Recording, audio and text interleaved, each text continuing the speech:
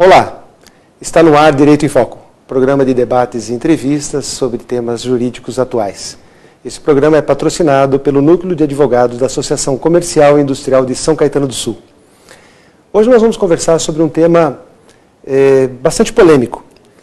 Nós vamos conversar hoje sobre a questão da defesa do policial militar que, em razão da sua atuação em serviço, em razão da sua função como policial militar, e vamos falar um pouquinho também sobre os policiais civis, quando eles estão nessa atuação e tem algum tipo de intercorrência, algum tipo de problema que possa levar a um processo criminal, se o Estado deve patrocinar, se o Estado deve pagar, se o Estado deve auxiliar esse policial na sua defesa criminal.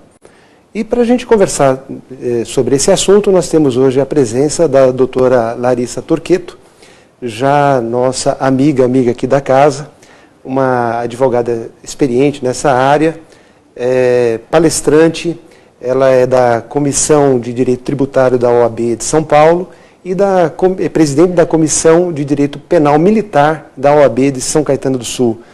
Doutora Larissa, muito obrigado por ter aceito o nosso convite. Imagina, seja bem-vinda. Fico imensamente feliz em estar aqui hoje com você. E, por favor, doutora, nos explique exatamente no que consiste essa ideia de proteção do policial nessas circunstâncias. Na verdade, durante muitos e muitos anos, a gente observa uma omissão do Estado quanto à defesa desse policial.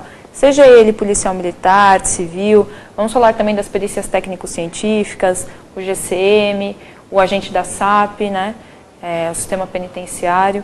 Então, diante dessa ausência, dessa omissão, foram surgindo algumas propostas, né, e uma delas é sobre o aspecto jurídico de defesa desse policial. Então, seja ele militar, civil ou os outros, como o GCM, como eu acabei de mencionar, como seria feito? Então, ele no exercício de sua função, desempenhando um papel, né, de defesa dessa sociedade, do Estado, caso se envolva em alguma ocorrência que seja necessário constituir um advogado, é justo que esse policial tenha que pagar do próprio bolso essa defesa? E diante dessa situação, foram surgindo diversos debates sobre esse assunto, diversas propostas, né? E durante esses últimos 12, 14 meses, a gente está estudando essas propostas. E, só para a gente se situar, né? Atualmente, como é feita a defesa do policial civil ou militar que, em função da sua atividade policial, tem algum problema e tenha que ter uma defesa criminal? Atualmente, qual é a situação dele? Esse policial, vamos falar primeiramente do policial militar, que é um número bem maior, né? A gente tem, em média, 85 mil policiais na ativa hoje. Então, por exemplo, se hoje esse policial se envolve em alguma ocorrência no seu exercício legítimo de função, ele não tem amparo nenhum do Estado e de nenhum outro órgão para fazer o fornecimento desse advogado para a sua defesa. Então, esse policial ele fica refém de associações, onde ele paga mensalmente, ele tem que aderir a alguma grande banca de advocacia, né, um grande escritório, que alguns fazem um valor mensal para esse policial, justamente como se fosse um seguro, né, jurídico.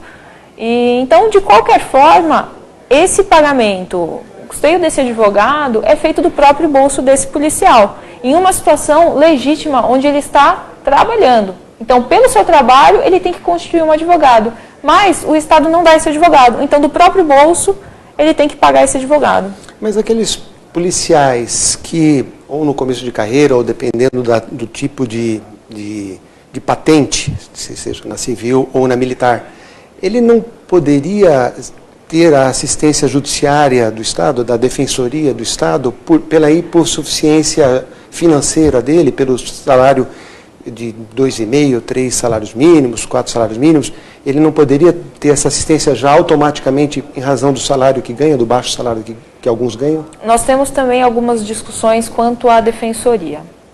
Especialmente nesse ponto, quando eu falo que esse policial poderia, por exemplo, uma defesa por essa defensoria, a gente fala no papel constitucional da Defensoria Pública do Estado. que é do hipossuficiente financeiro. Então, o que é uma hipossuficiência financeira? É aquela pessoa que não pode custear esse advogado retirando do seu próprio sustento, do seu seio familiar, deixando a situação de vulnerabilidade, caso ela tenha que pagar esse advogado.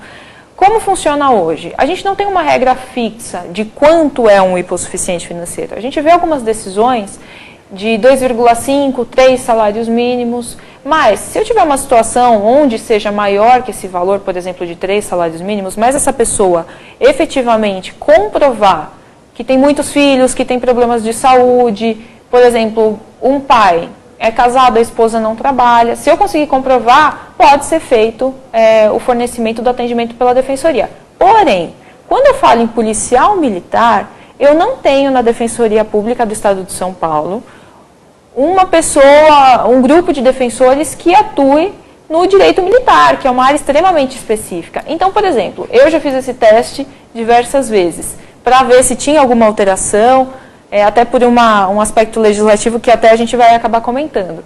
Você liga na defensoria e fala, pelo amor de Deus, meu marido foi preso, eu preciso de um advogado. Ah, tudo bem, você se dirige até a defensoria, mas é direito militar, meu marido é policial. Ah, desculpa, a gente não atende, a gente não faz a área de direito militar. Veja, se essa pessoa está numa situação de vulnerabilidade financeira, efetivamente, não tem como custear esse advogado. Procura a defensoria, que atende o hipossuficiente financeiro, mas a defensoria pública não faz o atendimento, por quê? Porque é direito militar e ela não tem atuação nessa área específica. Como fica a situação desse policial? Policial civil a gente já não tem essa questão, porque cai na esfera civil, né? Na esfera civil, no penal comum, mas o direito militar é extremamente específico. E a gente tem um número muito maior do que a Polícia Civil, né? 85 mil, a gente tem em torno de 32 mil policiais civis hoje no Estado, quando o quadro completo seria aproximadamente 40 mil, mesmo assim é uma diferença muito grande, né? Mas agora, com a edição de uma lei estadual, né, agora neste ano, né, a 16786, parece que isso já se estabilizou, ou não? Porque, segundo essa lei estadual, os policiais civis e militares terão direito ao acesso à defensoria. Já não estaria resolvida essa situação, então? Então, essa lei, ela padece, na verdade, de dois vícios, né? Ela tem um vício material e um vício formal. O material é justamente no aspecto que eu havia mencionado, sobre a necessidade da hipossuficiência financeira. A Constituição Federal fala isso. Então, automaticamente, essa lei, falando que a Defensoria Pública vai fazer a defesa de todos esses policiais militares, civis, de peritos, ela afronta o texto constitucional da nossa Constituição Federal. E o outro vício de formalidade, por quê? Essa designação de competências, atribuições da Defensoria Pública deveria partir da própria Defensoria. Não poderia o deputado ter feito a propositura dessa lei de forma a manejar aí algum tipo de atuação nessa Defensoria. Até tem uma ação direta de inconstitucionalidade contra esta lei, pela OAB, né, dizendo de que a defensoria não cabe a defesa dos não hipossuficientes. Na verdade, o parecer saiu de uma comissão nossa da OAB de São Paulo, né, pela ADIM, por ser inconstitucional. Na verdade, a gente não fala, né, é inconstitucional, até porque se está vigente, é válida. Existe, é válido, né, Ponce de Miranda já falava. Exato. Então, tem que ter uma declaração pelo judiciário aí da inconstitucionalidade. Porém, visivelmente, a gente vê de 2004 ou 2006, se eu não me engano, do Sul, onde fala, inclusive, uma manifestação já do ministro Joaquim Barbosa sobre uma situação bem similar. No Sul, tentaram instituir a defesa dos servidores públicos para essa situação, né, quando esse servidor público tivesse nas suas atribuições, se envolvesse em alguma situação, ele teria a defesa pela defensoria. Já subiu para o STF essa situação do Sul e já foi declarado inconstitucional. Então, além dessa observância do vício formal, material dessa lei paulista, a gente também tem esse precedente, onde já esbarrou no STF e já foi julgado. Então, essa legislação que nós temos no estado de São Paulo, que prevê aí a defesa dos policiais militares que tiverem algum tipo de problema criminal quando a atuação em serviço, então essa lei está fadada a se extinguir aí pela declaração de inconstitucionalidade. Então nós voltamos à estaca zero, voltamos ao que estávamos anteriormente, então não tem muita perspectiva, isso é, o policial militar que eventualmente numa ação de trabalho, ou policial civil, numa ação de trabalho, vou falar um exemplo clássico, né, se envolve numa troca de tiros. Alguém sofre lá uma lesão corporal ou vem a falecer. Aí é aberto um inquérito, e esse inquérito vai contra o policial militar ou policial civil. Então ele continua sem a proteção do Estado para sua defesa. Ele tem que pagar do próprio bolso. E foi um dos motivos que eu iniciei o estudo, né, e a pesquisa sobre esse assunto. Foi onde a gente achou uma viabilidade para essa situação, enquanto o Estado... Porque, assim, todas as propostas que hoje existem, então, defensoria, procuradoria, contratação de advogados, elas esbarram no orçamento do Estado. Então, é algo que está fadado a ter uma demora maior, porque eu passo por algumas comissões, não é algo tão simples, né, de se instituir. Então, com essa problemática aí dessa movimentação no orçamento do Estado, a gente se espelhou em um projeto do Ceará, que foi criado na metade do ano passado, que é a criação de um conselho vinculado à Secretaria de Segurança Pública, onde advogados de maneira pro bono fariam a defesa desses policiais, sejam militares, civis, para que esse policial, enquanto não fosse esse Estado, né, no caso São Paulo, resolvesse essa situação, ele teria pelo menos algum tipo de defesa. Agora, doutora, eu gostaria de entender assim, o raciocínio desse conselho, desse entendimento, na hipótese de o policial necessitar de uma defesa criminal e, ao final do processo, ele ser condenado por um desvio. De fato, ele não agiu de acordo com a lei, com a ética e com a moral. Mas eu gostaria que a senhora respondesse isso depois dos nossos intervalos. Voltamos daqui a pouquinho. Aguarde. Olá, voltamos com o programa Direito em Foco. Um programa que é patrocinado pelo Núcleo de Advogados da Associação Comercial e Industrial de São Caetano do Sul. Ao final do primeiro bloco, eu deixei uma pergunta para a doutora Larissa Torqueto, com referência à seguinte hipótese. Um policial militar ou civil, envolvido numa ação na sua atividade profissional, gera um processo criminal. Alguém se machuca, alguém falece, troca de tiros, enfim, qualquer situação que os policiais estão sempre sujeitos. E ele vai ter, segundo esse plano, esse projeto, ele vai ter a defesa patrocinada pelo próprio Estado. Pois bem, ao final do processo de apuração, ele é condenado porque ele não se atentou aos limites da lei, porque ele não trabalhou de acordo com a ética, de acordo com a moral, enfim, ele é condenado, ele teve culpa, ele não agiu de acordo com os ditames que deveriam que ele deveria ter seguido. E eu perguntei à doutora Larissa, como é que fica essa situação? O Estado pagou a defesa de alguém que foi contra o próprio conceito do Estado de segurança pública? Porque, afinal de contas, o artigo 144, parágrafo 5º da Constituição diz que cabe aos policiais a preservação da ordem pública. Mas esse policial não estava fazendo isso, é por isso que ele foi processado e condenado. E nesse caso, o Estado ainda, além disso, tem que pagar pela defesa desse policial que não cumpriu as regras e as normas devidas? Essa é a pergunta que eu deixei no primeiro bloco para a doutora.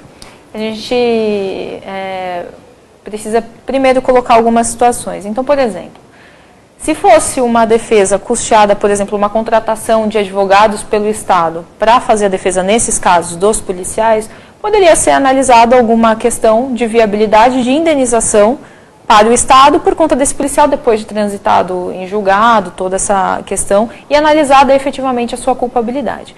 No conselho que nós estamos tentando instituir aqui em São Paulo, primeiro que não seria, na verdade, um direito desse policial. Por quê?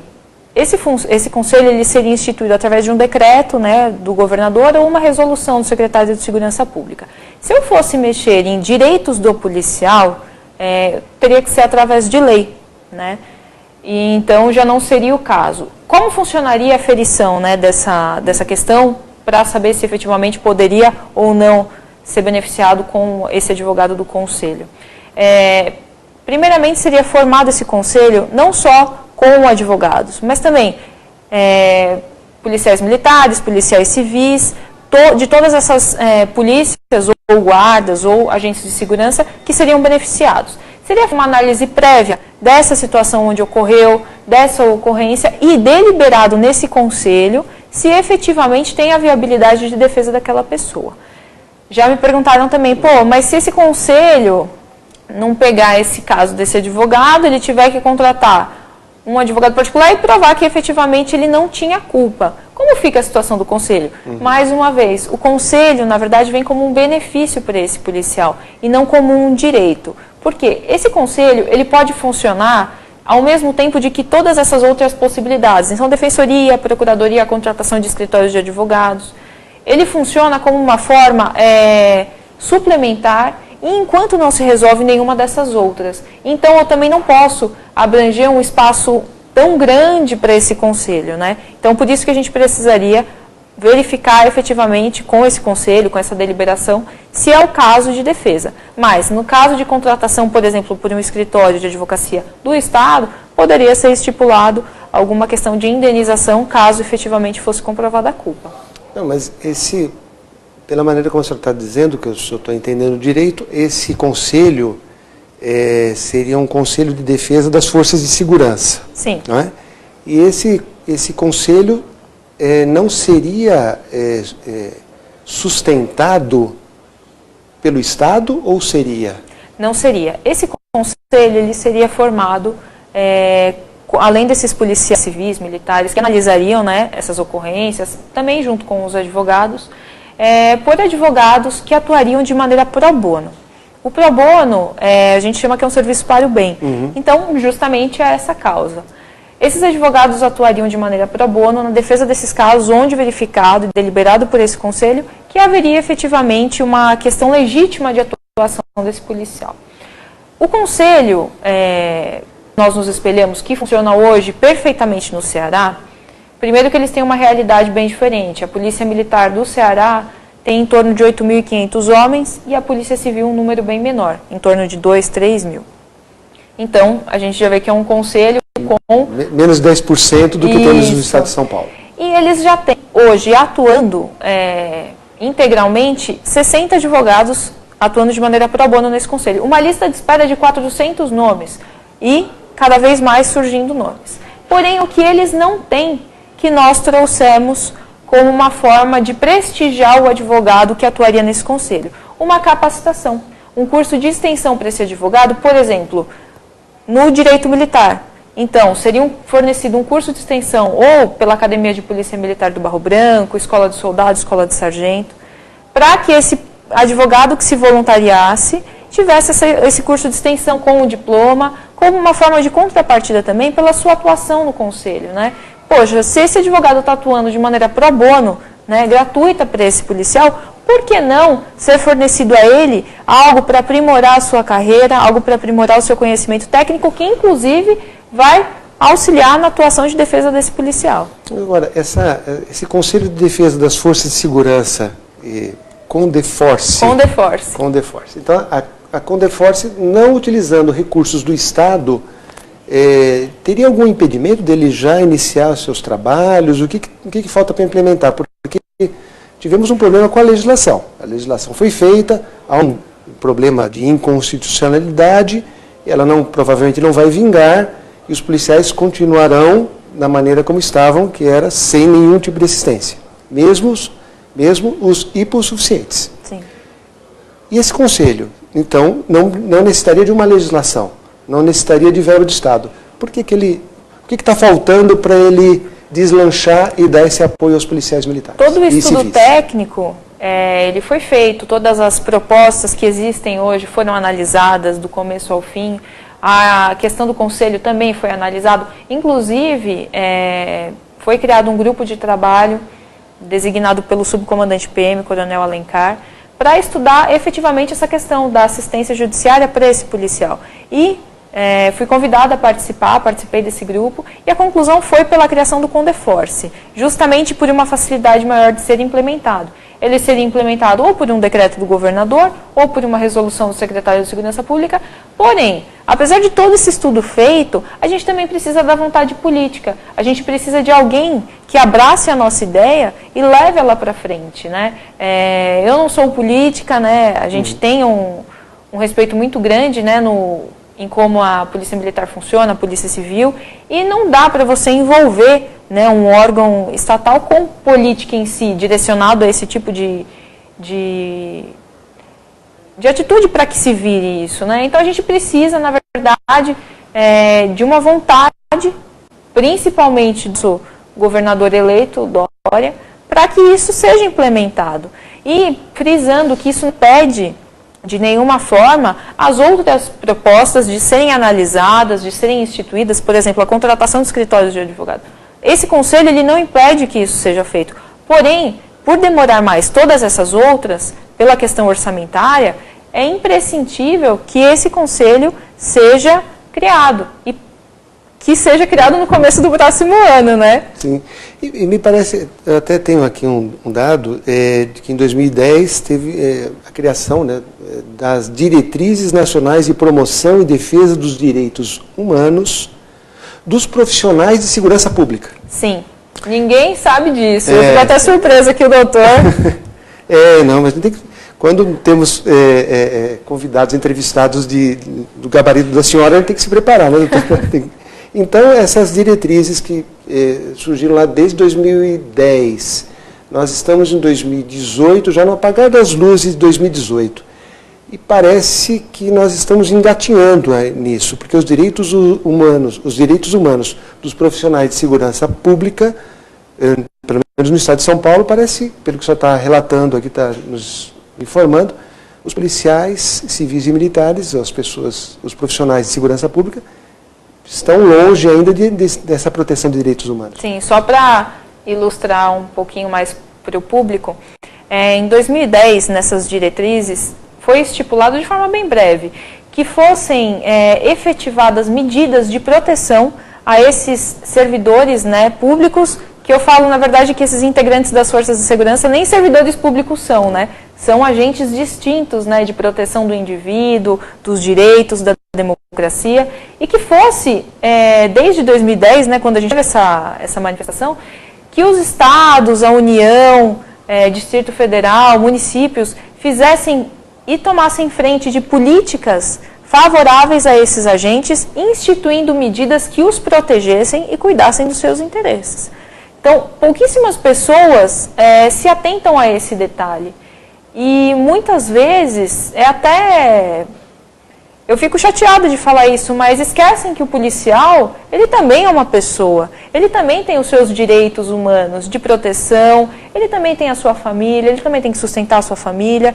Muitos dos policiais têm que complementar a renda de alguma forma. Um soldado da Polícia Militar hoje ganha em torno de R$ 2.800. Muitos têm esposa, têm 2, 3 filhos. Como esse policial faz? Por exemplo, um soldado da Polícia Militar se envolve em alguma ocorrência, vai parar no tribunal do júri, depois é absolvido do tribunal do júri.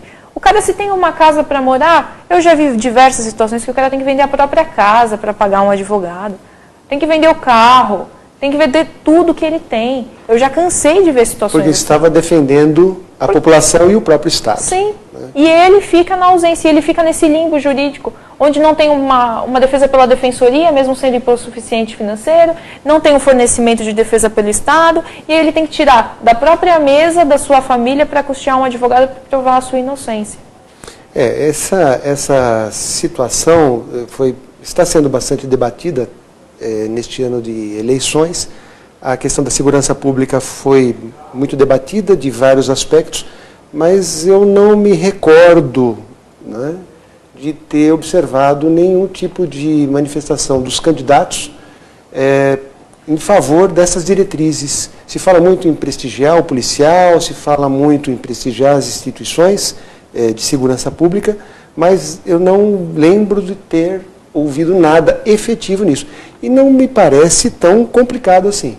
Não. Me parece mais a vontade política voltada para resolver esse problema que, para os policiais militares que estão na rua, é um problema aflitivo.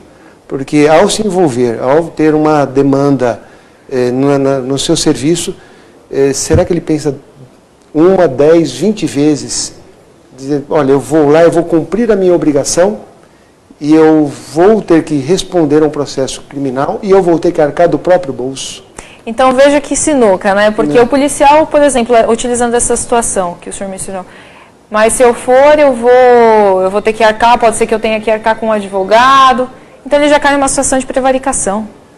Ou seja... Se vai ou se fica, ele... Das duas formas, ele acaba sendo, talvez, em alguma hipótese, negligenciado pelo Estado. Ele tem que atuar. E pelo policial paulista que eu conheço, ele não vai deixar de fazer. Ele vai proteger a sociedade, mesmo que ele tenha que vender seu carro, sua casa, para ter a sua defesa garantida. A grande maioria dos policiais do Estado de São Paulo, tanto policiais civis como policiais militares, fazem isso mesmo, não vão prevaricar e vão fazer independentemente das consequências. Só que o Estado da população tem que dar condições para que o policial tenha a tranquilidade de que, se ele for envolvido em alguma atividade que necessite da defesa, o Estado o defenda. E se ele cometeu algum excesso, algum abuso, algum desvio, que ele também seja devidamente punido, como já o é, na sua grande maioria, existem as corregedorias muito atuantes, podem ser melhoradas, obviamente, mas a grande maioria realmente precisa dessa proteção e eu agradeço muitíssimo essas informações. É uma pena que o nosso programa seja tão curto, verdade, né, um tema tão palpitante como esse e, de certa forma, polêmico, porque muitos não enxergam a necessidade de proteção aos policiais, talvez com uma memória de tempos de outrora, né? E de algumas exceções que não se constituem regra. Sim. Eu acho que as exceções devem ser tratadas como exceções, mas muitos pensam de forma diferente, achando que o policial militar que se envolver em algum processo criminal deve se cuidar sozinho. Então, doutora Larissa, mais uma vez, muitíssimo obrigado pela sua presença. Lamentavelmente, o nosso programa está chegando ao fim. É a segunda vez que a senhora comparece ao nosso programa. Eu agradeço muito, né, e espero poder contar em outras oportunidades sobre esse tema e outros que a senhora tem aí um leque muito grande de conhecimento aqui para nos brindar. E só lembrando que a criação do Condeforce é uma forma de defender quem nos defende todos os dias da semana. Quando o policial está em folga, ele vai atuar para te defender. Sem dúvida nenhuma. Então, doutora, muitíssimo obrigado e estaremos com o programa Direito em Foco na próxima semana. Muitíssimo obrigado pela audiência. Até lá.